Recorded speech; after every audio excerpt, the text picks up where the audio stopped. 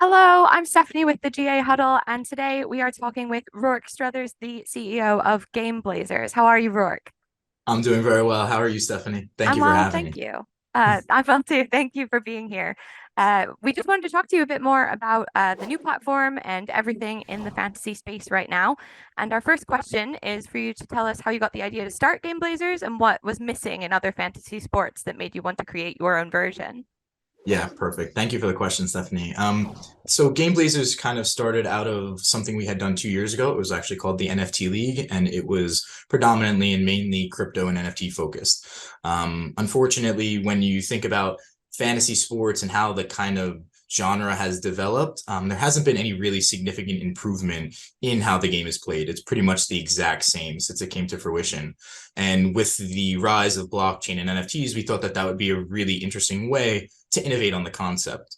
And so we had a lot of really good, interesting ideas. We did very well from a user acquisition and revenue side, but there were a lot of gameplay mechanics, game design tweaks that we wanted to make the platform and the concept more sustainable. And so that was really what the impetus was for restarting, in a way, rebranding, and what the GameBlazers platform has become today.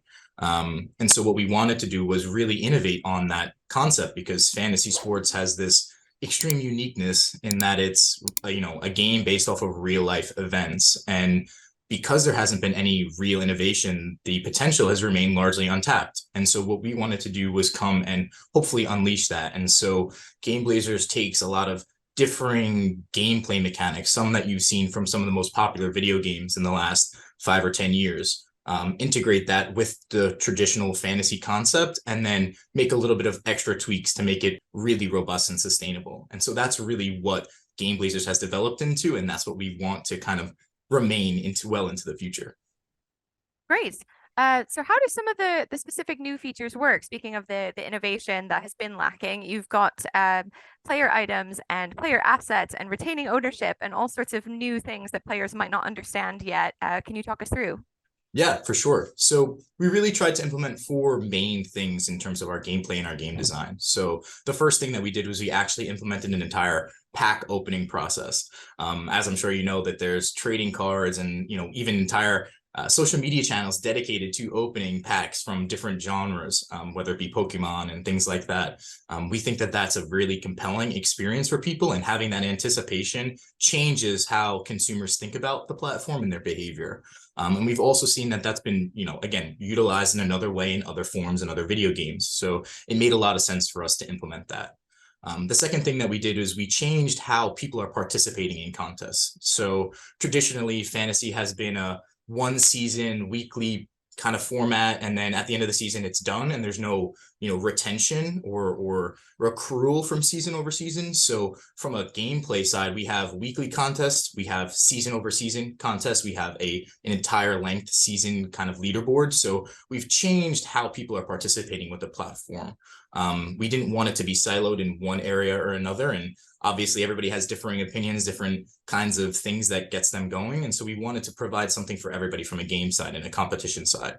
The third thing that we did is we implemented this concept of multipliers and modifiers. So you have all of these different items that can be retained from year over year. Some of them expire in the same season. We have modifiers that allow you to boost the multiplier of an item up. So it really requires you to think through more of the game of skill aspect and what's helping you to progress your fantasy franchise forward. Are you someone who's thinking long term? Maybe you try and get more long term franchise players that exist in perpetuity, right? They remain on your team until that player retires. If you're someone who's maybe more short term motivated, we give you the opportunity to look for short term type of players, win now kind of behavior. I think that is a really different kind of element that's just been lacking across fantasy just generally. We see a little bit of that in our dynasty leagues and dynasty fantasy as a whole, but it's not really pervasive. And then the last thing that we did is we implemented this concept of a battle pass. So if anyone is familiar with like Fortnite, things like that, the progression system is really important for people to not only feel like they're growing and they're actually benefiting from their time that they've been playing on the platform, but that they're getting things that help them in the game actively, right? And that the time that they're spending isn't just going to waste, right? obviously when we play games, we want something to get out of it, but at the same time, a lot of it does come from entertainment value. And so having that, benefit of leveling up, earning new things, feeling that sense of success, I think really changes how people think about games and is willing to give them a lot more time, right, to help them to understand, is this something I want to continue to play? And we've built that whole mechanism in as a freemium kind of method. So the hurdle to start playing and not needing money, I think, makes things a lot more frictionless for our users. So those are really the four main things that we've implemented from a game design and gameplay side. But we have a bunch of other things. Like we even implemented little mini games that can kind of go towards your battle pass in terms of your XP. So we've made a lot of little tweaks here and there, and holistically the platform is essentially a gamified version of fantasy sports. So from those four elements that you really wanted to work with on your platform, you're going to get four questions from us because you touched on a lot of Perfect. things that we were thinking about already. And one of them is the packs that you mentioned. So is it kind of like the way it would be in video games with loot boxes or in Pokemon cards where you get a random selection of players or a random selection of items in your pack, or can players buy a pack that they're interested in and see what's in it before they get it? Yeah, so great question. It's actually a little bit of both. So when you first come into the platform, everybody gets a free starter pack, and you can choose from one of four different packs that you can, pick from, and you actually get to see what items exist in those packs. So we wanted to give people not just the illusion of choice, we wanted to give them choice, right? When you see a lot of games out there is the illusion of choice, meaning, you can buy something that you think might have something there, but you're not quite sure. With the starter pack, we really wanted to, ensure that people knew what they were getting, and that they have control over that and that decision making. So there is some elements to choosing what you've already been able to see. But with all of the other packs that you have, all of the purchasable packs, there is some random distribution to it. We have an entire item distribution framework that we developed with the help of former game designers from Ultimate Team, FIFA Ultimate Team, Madden Ultimate Team. That was actually the first thing that we did. Is I went out and found someone who was able to work and has worked on those games in the past, so that we made sure the distribution was robust, right? If you get a pack of items, you should feel like you're getting something useful, that you didn't just put money into the platform and then have it just evaporate, right? So at least 3 out of the 5 items that you get in your purchasable packs, we try and make them usable. And there is, like I said, some distribution or some sort of randomness to it, but I also think that that's what drives a lot of anticipation and hype around things, right? We mentioned earlier that there's entire social media channels dedicated to those pack openings. So I think that that's one of the things that will really entice people about the platform, and realize that it is actually an experience. You're not just, clicking a couple buttons on a screen and doing the same thing that you have been in the past. You want everyone to have a surprise, but also a choice.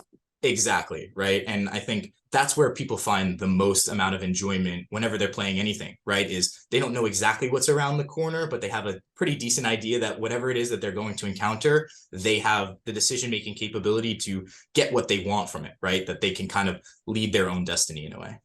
Okay. I'm going back to what you said earlier about being sort of a freemium game where you can play for free, you can decide to spend if that's what you're interested in. Do you think that the players who spend more have more of a chance to win than free players, or is the game sort of equal based on how good you are at following the fantasy of the sport being played in real life?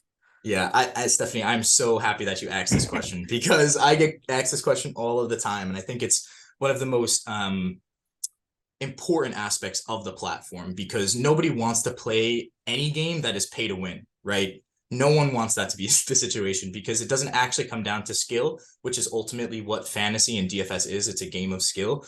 And I think that that really changes the rapport that you have with your user base, right? If you can just come into the platform and have more money than everyone and benefit, then what's even the point for people to spend time and play? And so to directly address that, no. By spending money on the platform, you don't have any outsized advantage over anyone else. One of the things that we did with the platform was we actually implemented an entire salary cap system. So all of our items have not only an athlete attached to them, but a multiplier. So that multiplier will, increase the amount of points that that person accrues on a weekly basis. So if they have 10 fantasy points and they have a 1.5 multiplier, which is the highest in the game, then they'll end up having 15 points on our platform.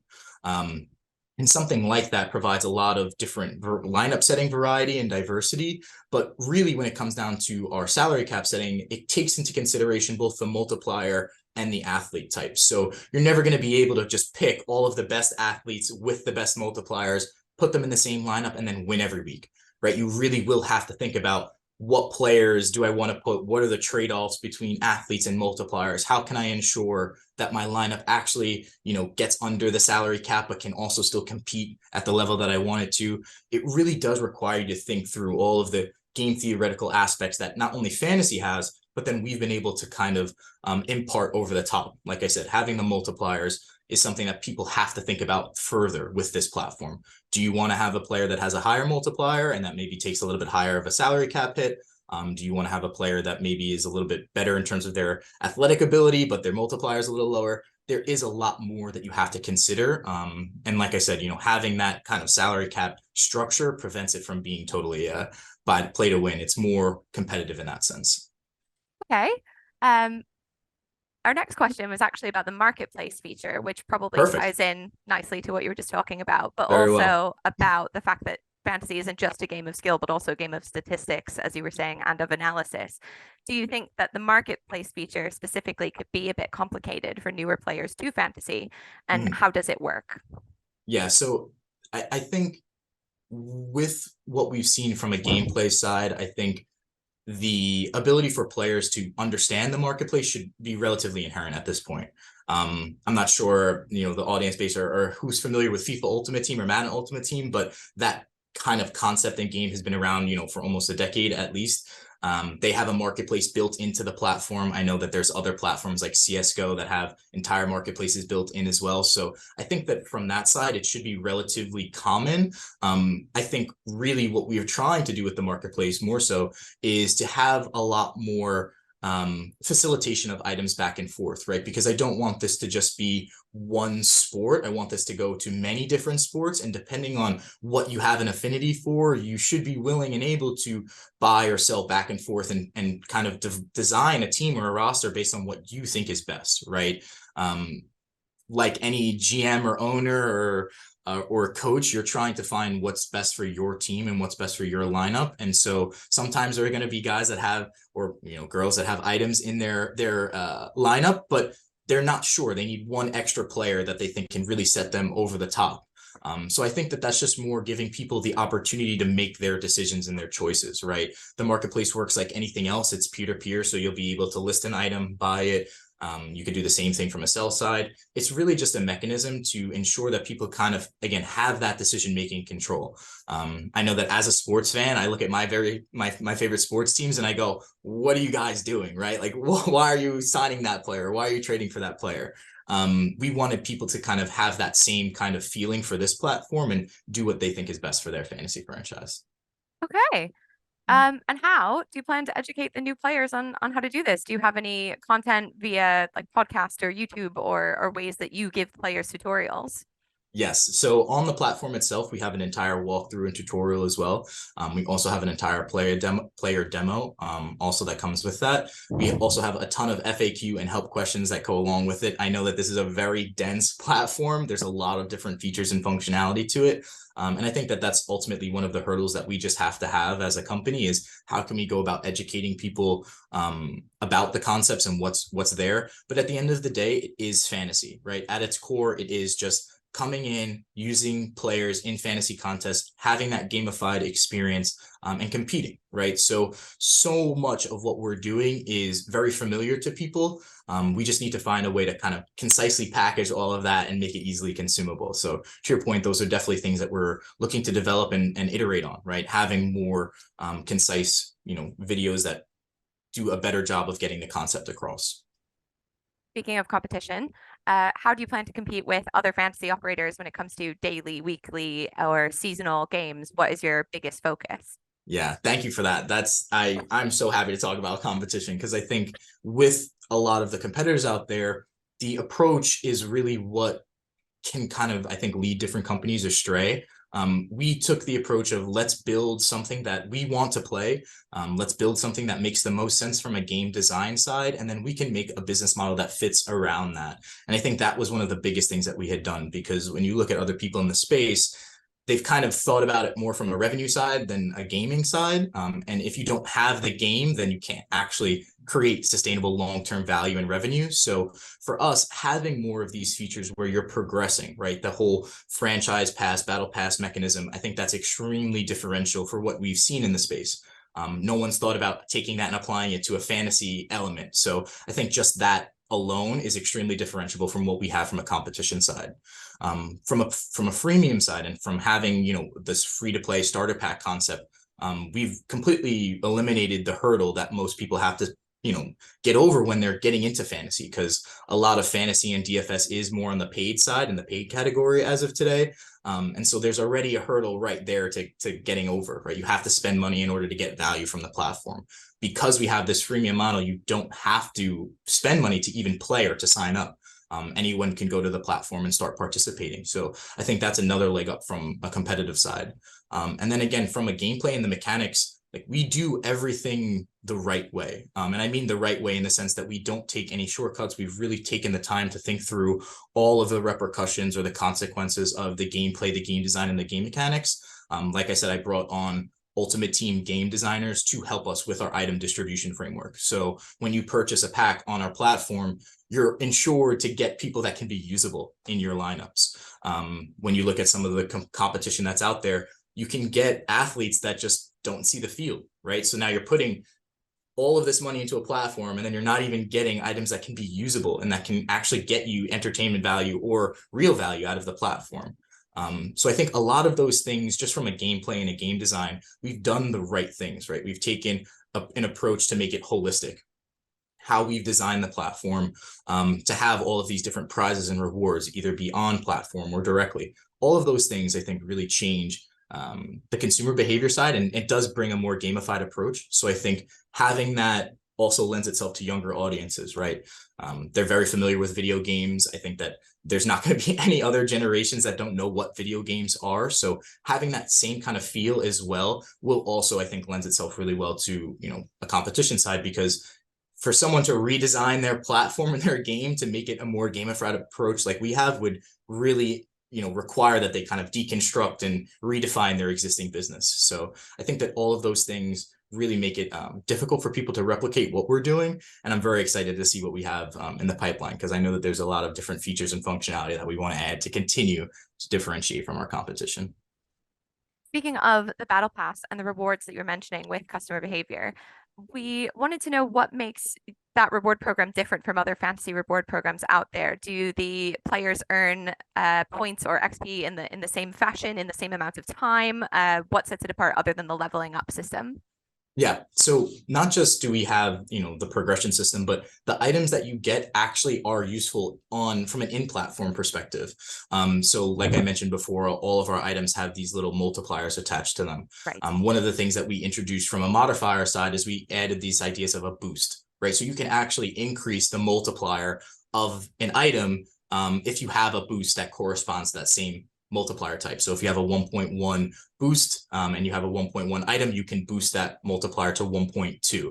Those little mechanics like that, I think, really change how people think about the platform. And I think, again, at the end of the day, when we're talking about what people want, they want decision making, right? They want the ability to have control over their destiny and over their choices, and giving them the opportunity to either increase a multiplier for a player or make them a franchise version, right? Upgrade them from an expiring to a franchise version so that they can keep them in perpetuity. Those are decisions that, like, again, owners, GMs, coaches make. And that's what really people feel the best over, right? Like, they want to feel like they are in control of their destiny. I know I've said it a couple times, but that's ultimately like what we want you to feel like. We want you to feel like you're the owner, the GM, the coach of your fantasy franchise. So all of these little gameplay aspects, I think, really lends itself to giving you that control back. And there's a bunch of different features that we're going to continue to develop into the platform. So stay tuned for more on that. Great. Our last question for you today is actually about the wider fantasy space and how I'm Mhm. sure you've heard, but ESPN has now started ESPN Bet. They Yes. have a huge player base of fantasy players. And how do you think that will affect fantasy sports as a whole? And do you think maybe some of those players will share their time between ESPN Bet and GameBlazers, for example? Absolutely, absolutely. I think one of the best parts about GameBlazers as a platform is it really does appeal cross generationally. So we do have approval for this platform for all of our free to play competitions and league offerings to be 13 plus. So we are able to basically have anyone from 13, 14 years old all the way up through 50, 60, 70s if you're a fantasy player for that long. So we do kind of have a very large ability to expand across generations. And I think ultimately, sports betting, sports gambling, DFS, fantasy style competitions and things like that aren't going to go away. I think they're only going to become more prolific as more and more states continue to write regulation in that allows for it, or that has some sort of ability for it to grow inside of that state. So I think that as we continue to grow, as those regulations continue to pick up across different states, I think that you'll see a big change of consumer behavior from maybe not necessarily from a betting side to a playing side, but I think maybe from a playing side to a betting side. I think that there's a lot of potential there for growth across the country and even internationally as well. And like I said, we've kind of done everything from a game design side to make this platform very engaging and make it very intuitive to use. So I think that anyone has the ability to play this. So really it just comes down to what is your passions, right? If you're someone who really only looks to have the fantasy DFS betting style, we have paid competitions on the platform that you can come and play. And again, you can benefit from that. And having the ability to buy and sell items, you can benefit from that. I think that's right in a lot of those kinds of demographics wheelhouses. But on the flip side, we also have a lot of other things there. So if you're not someone who wants to bet, or you're not someone who wants to have a fantasy and DFS style experience, we have that as well. So I think having that ability to kind of address both audiences is probably better than having the ability to address one. And I can only hope that over time, ESPN Bet and those users kind of come to play GameBlazers. I'm hoping that we can all set this fantasy sports gaming industry on fire in a way. Thank you for talking to us today.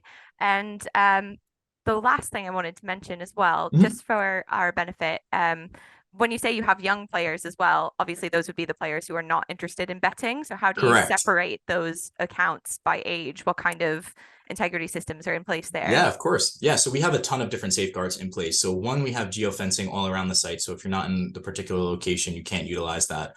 But we also have different verifications on the platform. So in order for you to pay or participate in any of the paid side of the platform, you're not at all allowed to do so unless you pass KYC, unless you verify your identity. So that's the first thing that you have to do. And even if you're in like a particular state that's geofenced and that doesn't allow you to participate, you wouldn't even be able to verify in that kind of situation because we don't even offer that product there. We're not approved to. So we do have a number of other things as well, like ensuring that those players, when they do sign up, we have the right, information about their demographics and stuff, so we can kind of understand where are they in their age range, and prevent them from kind of trying to circumvent the system in any way. We also have constant monitoring that's going on the site. So if you shouldn't be doing something you shouldn't, we'll probably pick up on it as well.